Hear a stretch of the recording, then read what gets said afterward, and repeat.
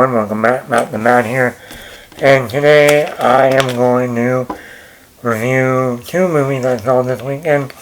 One was on Disney Plus, the other I went to the movie theater. But first we're going to get to the Disney Plus movie, Luca, the new Pixar film that was originally supposed to be in theaters, but Disney decided to put it on their streaming service with no fees. There seems to be a trend lately for Disney. Soul, the last Pixar film, came out around Christmas time, or on Christmas Day, on Disney Plus for free. And now, Luca. I hope this doesn't become a trend for Disney. I mean, technically outside of their Marvel and Star Wars movies, their Pixar films make the money. I mean, you're talking about normally, some of them have made over $1 million. So, I don't know why Disney is just putting these on streaming. But anyway, let's get into it. Luca, the new Pixar film. At first I didn't like the trailer for it. That was alright. But, I sat down on Friday evening and I finally watched it. And this is a really good Pixar film. Now, it's not, not the level of like a Finding Nemo or a Monsters Inc. or The Incredibles or Toy Story 3 or even Inside Out or Up. But it is better than the Cars movies. It's better than the Brave, Monsters University. I would even say Finding Dory. I even like it more than Soul. I might be in the minority in that one. But let's get into the positives. First, the voice cast. Jack Dylan Grazer. Some of you might remember him from It Chapter 1. He was also in Shazam. He was the Millie's friend, foster friend. He was on The Crutches. He does the voice of Luca's friend that is in the movie. And then Luca is voiced by Jacob Tremblay. You might remember him from Doctor Sleep, Wonder, The Room, not The Room, very different movie. Room, where Brie Larson won her Academy Award for. He does the voice of Luca. Great casting in terms of voice. Luca and his friend are like early teenage years. So getting two kids that are in their early teens was a perfect casting choice for the voice cast. The animation in this movie, at first I started watching it and I thought, it doesn't feel like a Pixar film in terms of the animation of the characters. And then you watch it and, it's a beautiful film. It's set in Italy, on the small island in Italy. There's a lot of very rich Italian vistas, landscapes, right on the water. And the animation, as you can see from some of these photos, the animation is beautiful to look at. I wish this was on the big screen. I think this movie would have been really on like an IMAX screen, really emphasized the color palette, the animation quality. It was a very, very well animated film. This movie has a lot of humor, not different than most Pixar films. You get the drama and the heart, but you also get the humor in most of them. Another thing, the pacing. I think this might be the second shortest Pixar film in their lineup. It's only an hour and 24 minutes before the credits start rolling.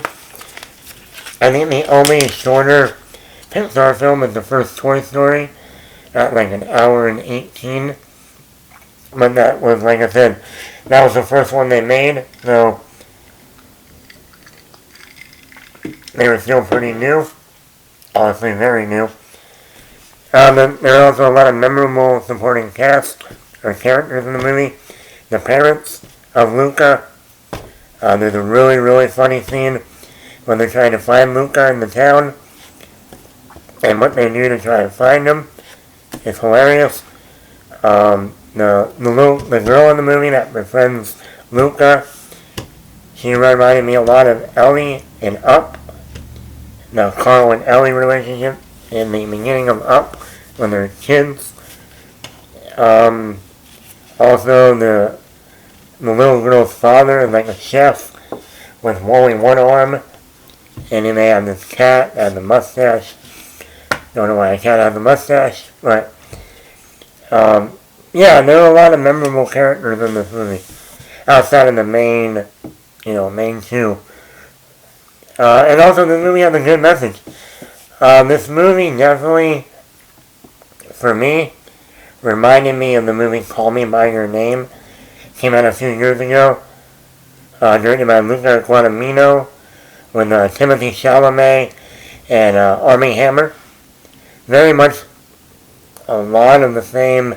Even though this Pixar film doesn't outright say it, you definitely get some, like in Call Me By Your Name. Armie Hammer comes to this little town in Italy to work with the father. He ends up getting close to the son, played by Timothy Chalamet.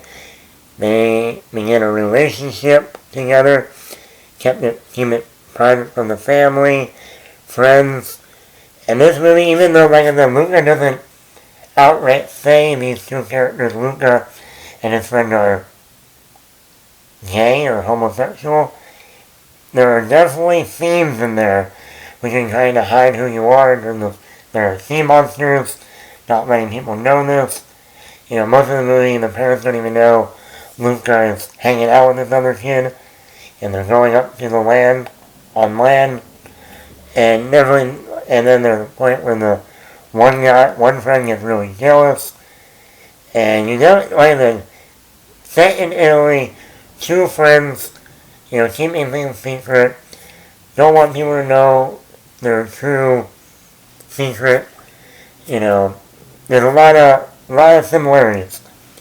So it was interesting for Pixar to go down that route in a children's movie.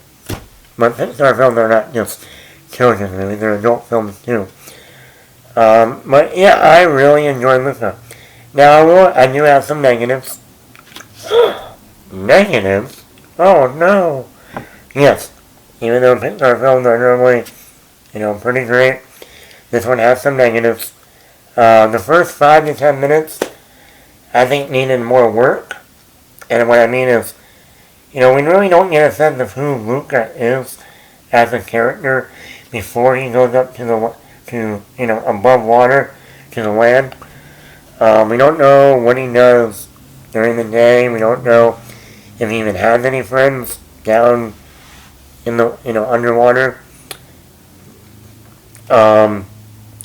Also, something I thought was very odd, once Luca and his friend are able to go on the land, from water to land, we never find out or know why are they able to just leave the water and become human, and then go back in the water and go back to being sea monsters. And is there a curse? Is there some ancestry thing that we don't know about? It was never explained. Maybe people just need to go along with it, but I feel like when there's no reason or why, and there's no explaining of how can they go from sea monster to human, I thought that was a little odd. Maybe, once again, since it is a kids film, kids is going to go right over kids and they're not going to care about that. But as an adult, I think most adults are going to wonder that. But that's just me. Also, this movie does feel like not only like it's Call Me By Your Name, but also other Pixar films. Like it's got a little bit of a Finding Nemo vibe, not just because they're underwater and they're sea monsters, but the parents are overprotective, kind of like Nemo's father, Marlin. Then you got that going on. Like I just mentioned about the Luca and the girl relationship, it reminded me of Up. So, and that's not a bad thing. All three of those movies are very good movies. It's just when you're reminded of that while watching a different movie, it can kind of take you out of the movie a little bit. Other than that, really, I think this is a very good Pixar film. It's definitely like that most of the movie takes place, in a little town in Italy. Someone who's also Italian works in an Italian restaurant. I also heard like the music and them eating Italian food. Also, later this seems like this might be summertime. Because most of the kids are wearing like bathing suits and stuff. Perfect movie to watch in the summertime. I guess it is summer. No. So overall, I would give this probably like a 4.5 out of 5. I do recommend it if you're a Pixar fan. Definitely sit down and watch this movie. If you have kids, and if you're still not wanting to go to the movie theater, this is a perfect movie to go to the movie theater and watch. So I highly recommend Luca on Disney Plus. Go watch it. It's only an hour and 24 minutes. You sit down in the morning or sit down in the evening and watch it with yourself. Watch it with a few people. If you have kids, watch it with them. Overall, watch Luca. And once again, like and subscribe to the channel and Attack Matt Productions. It will help the channel out. It'll help me and my partner out. And hey, if you still like seeing me every week, hey, nothing wrong with that. So, once again, like the channel. Thank you. And I'll be coming back soon with another review of the next movie.